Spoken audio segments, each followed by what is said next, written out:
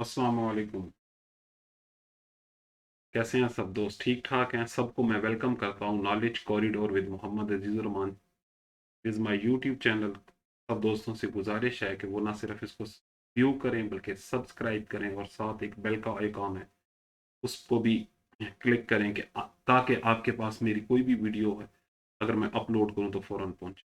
तो आज जो हम टॉपिक डिस्कस करने जा रहे हैं इंतहाई सिंपल है, लेकिन हमें हमें उस टॉपिक के मुतालिक ज़रूर पता होना चाहिए, क्योंकि जब हम रिटर्न फाइल कर रहे होते हैं, इनकम टैक्स रिटर्न फाइल कर रहे होते हैं, तो हमें ये मालूम होना चाहिए अगर जिस शख्स को हम डील कर रहे हैं क्या इसका जो स्टेटस है वो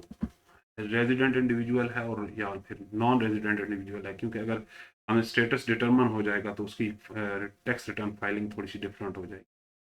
तो सबसे पहले मैं resident individual according to section 82 कौन सा शख्स रेजिडेंट इंडिविजुअल है। सबसे पहले जो अहम बात जो मैं आपको बताना चाहता हूँ कि रेजिडेंट इंडिविजुअल का हम नेशनैलिटी से अंदाज़ा नहीं लगाते कि क्या वो अमेरिकन नेशनल है तो फिर इसका मतलब वो अमेरिका के अंदर ही टैक्स पे करे, या अगर किसी का पाकिस्तानी पासपोर्ट या पाकिस्तानी नेशनल है तो वो किसी और मुल्क में अगर रेजिडेंट है या रहायश पजीर है किसी भी चक्कर में, स्टडी के लिए, बिजनेस के लिए, जॉब के लिए, तो उसका जो है वो, क्योंकि अब वो जिस मुल्क में है उसका रेजिडेंट नहीं है, वो पाकिस्तानी रेजिडेंट है, तो फिर वो वापस पाकिस्तान के अंदर आकर अपना टैक्स रिटर्न फाइल करो, तो ऐसा बिल्कुल नहीं है। मतलब नेशनैलिटी के पॉइंट ऑफ व्यू से हम ये डिसाइड नहीं कर रहे होते, बल्कि हम किसी का रेजिडेंशियल स्टेटस जो है कि उस शख्स का जो कयाम है उस मुल्क में, फॉर एग्जांपल अगर एक शख्स पाकिस्तान में 183 डेज और मोर पाकिस्तान में रहता है तो उसका जो टैक्स स्टेटस है तो उसके हिसाब से वो क्या हुआ, रेजिडेंट इंडिविजुअल। अब ये भी हो सकता है कि वो 183 डेज कंटिन्यू रहा और एक 183 डेज के बाद वो किसी भी विजिट के लिए चला गया हो। तो और ये भी मुमकिन है कि जैसे कि आप देख रहे हैं कि एग्रीगेट, ये भी कंटिन्यूटी भी हो सकती है, और एग्रीगेट एग्रीगेट भी कि वो 60 डेज रहा, फिर वो उम्रे के लिए या किसी भी काम के लिए चला गया, फिर वापस आ गया, फिर 60 to 50 डेज किसी पाकिस्तान में फिर रहा, फिर कोई उसका बिजनेस टूर था थाईलैंड या इंग्लैंड या कहीं भी किसी भी और मुल्क में, वो फिर चला गया। तो हम उसके 365 डेज में टोटल करेंगे, अगर वो दिन जो है मुख्तलिफ पैच के जो टोटल डेज हैं जो वो यहाँ रहा, अगर वो 183 डेज बन रहे हैं और मोर, तो हम उसको क्या कहेंगे, रेजिडेंट इंडिविजुअल। तो इसको डिटरमिन करने के लिए एक सेकंड वे भी है कि पिछले 4 साल में क्या वो शख्स 365 डेज और मोर अगर वो रहा है तो फिर भी वो क्या है, रेजिडेंट। मतलब जो जिस टैक्स ईयर में हम बैठे हैं उस टैक्स ईयर से रिवर्स हम पीछे 4 साल को देखेंगे। अगर हमारे पास जिस तरह 2022 चल रहा है तो हम इससे प्रीवियस 2018 तक जाएंगे और टोटल करेंगे कि उसका पाकिस्तान में या किसी भी मुल्क के अंदर जहां वो टैक्स स्टेटस को डिटरमिन करना चाह रहा है, अगर वहाँ वो 365 डेज और मोर जो है रहा है तो उसका जो क्या होगा, स्टेटस रेजिडेंट इंडिविजुअल को होगा। अब सेकंड की तरफ आ जाते हैं हम लोग। आपको खुद पता है कि एफबीआर ने यहाँ बहुत अच्छा एक इनकम टैक्स रूल 14 के तहत उन्होंने हमारे काफ़ी सारी क्वेरीज होती हैं कि सर वो दिन जो फॉर एग्जांपल हॉलीडेज होती हैं या ऐसे दिन जिसमें हड़ताल हो रही होती है या ऐसे लॉकडाउन का डेज, क्या ऐसे दिन भी हम अपने पाकिस्तान में अगर रह रहे हैं तो क्या उसको 183 डेज की कैलकुलेशन मिलेंगे। A day to arrival, first point देखें, a day to arrival and leave shall be count whole day in calculation of 183 days और मोर। अगर आप 183 डेज को कैलकुलेट करना चाह रहे हैं तो वो दिन जिस दिन आप पहुंच रहे हैं और वो दिन जिस दिन आप जा रहे हैं वो दिन दोनों भी कैलकुलेट होंगे। सिर्फ एक दिन माफ है, only transit day will not be included during the travel. कि आप ऐसे हो सकता है कि जैसे कि आप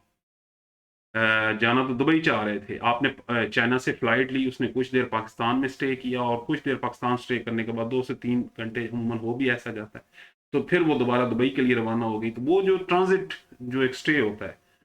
उस ट्रांजिट को हम क्या करेंगे, 183 डेज के अंदर कैलकुलेट नहीं करेंगे। अब अगर बात कर दी जाए जैसा कि लॉकडाउन होता है, पब्लिक हॉलीडेज होती हैं किसी भी मुल्क के अंदर और एक शख्स उस वक्त उस मुल्क में रह रहा है, तो हम क्या करेंगे, for the sake of tax purpose हम उसके वो सारे दिन भी कैलकुलेट करेंगे। अब बात कर लेते हैं गवर्नमेंट एम्प्लॉयज़ की। तो गवर्नमेंट एम्प्लॉयज़ पाकिस्तान में हैं, चाहे पाकिस्तान के अलावा दुनिया के किसी भी कॉर्नर में वो जॉब्स कर रहे हैं या किसी भी टास्क के अगेंस्ट गए हुए हैं, तो वो रेजिडेंट कहाँ के कंसिडर होंगे?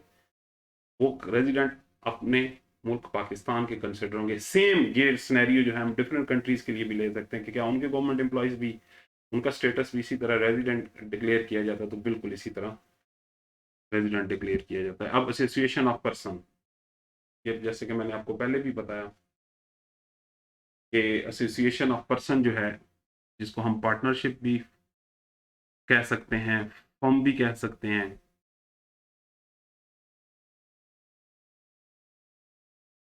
अगर इसकी बात की जाए तो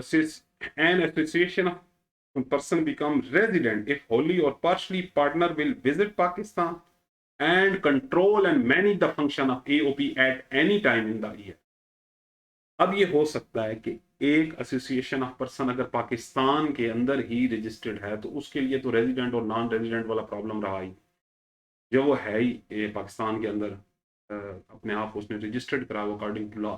उसकी तो रेजिडेंट स्टेटस को मालूम करना को मुश्किल नहीं है। इन केस एक एसोसिएशन ऑफ पर्सन जो है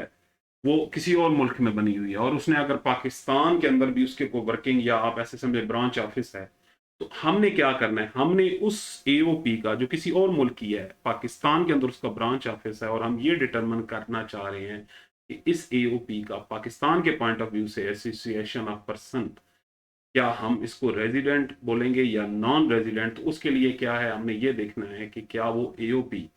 अपनी कंट्रोल एंड मैनेजमेंट, क्या इस मुल्क के अंदर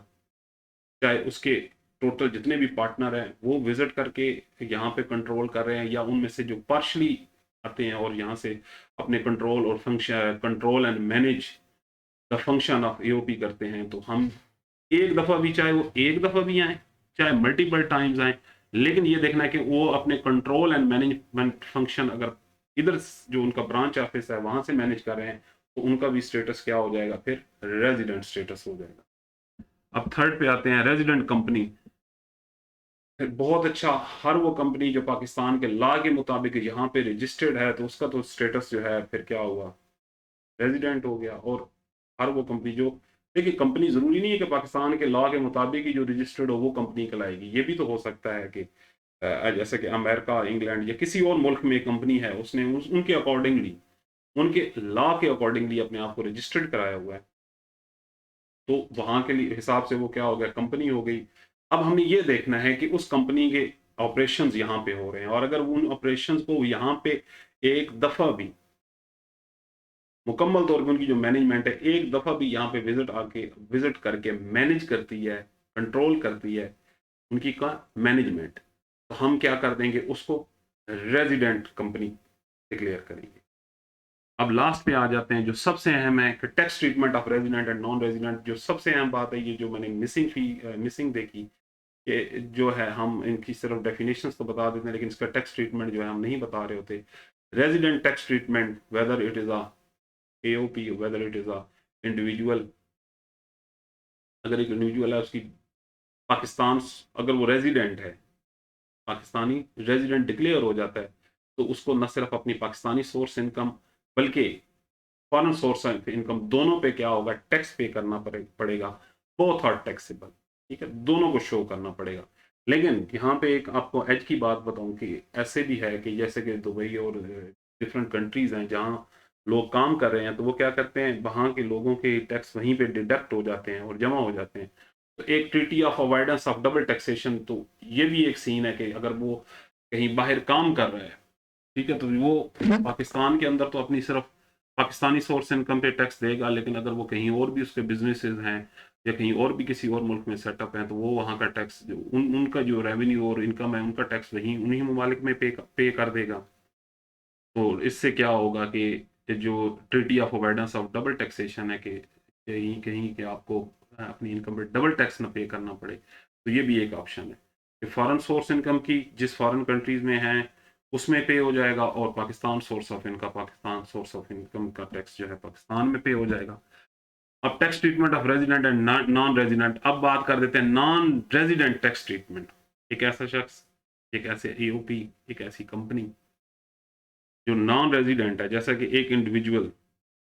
पाकिस्तान के अंदर वो नॉन रेजिडेंट डिक्लेयर हो जाता है, तो उसके लिए क्या है? जैसे कि हमारे बहुत सारे लोग जो हैं डिफरेंट कंट्रीज में रह रहे हैं, उनका पाकिस्तान के साथ ताल्लुक है, लेकिन वो पाकिस्तान में 183 डेज नहीं रहते, तो पाकिस्तान के पॉइंट ऑफ व्यू से तो वो फिर नॉन रेजिडेंट हुए, तो उनका टैक्स ट्रीटमेंट क्या होगा? कि आपने जब उनका टैक्स रिटर्न जो है, अगर आपने उनका पाकिस्तान में सबमिट करना चाह रहे हैं, तो हम क्या करेंगे, Pakistan source of income, whether in the shape of वो डिविडेंड है, कैपिटल गेन टैक्स है, इनकम फ्रॉम एनी प्रॉपर्टी है, या income from any business, sorry, और इनकम फ्रॉम प्रॉपर्टी है, तो हम उसको न सिर्फ टैक्सेबल करेंगे, और उसके जितने भी एसेट्स हैं पाकिस्तान के अंदर, ये ऑप्शनल है कि हम उसको डिक्लेयर करें, लेकिन अच्छी बात है कि आप उसको डिक्लेयर कर दें।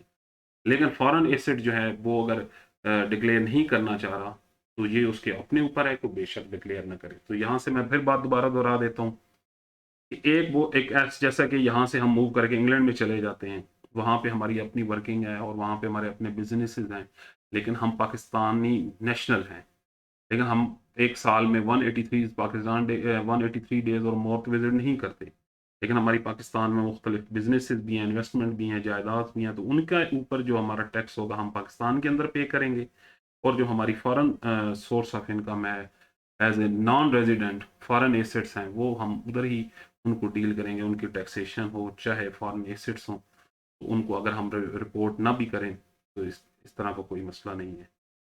उम्मीद है आप सब दोस्तों को समझ भी आई होगी। अगर किसी दोस्त को समझ नहीं आई तो काइंडली कमेंट करके पूछ सकता है,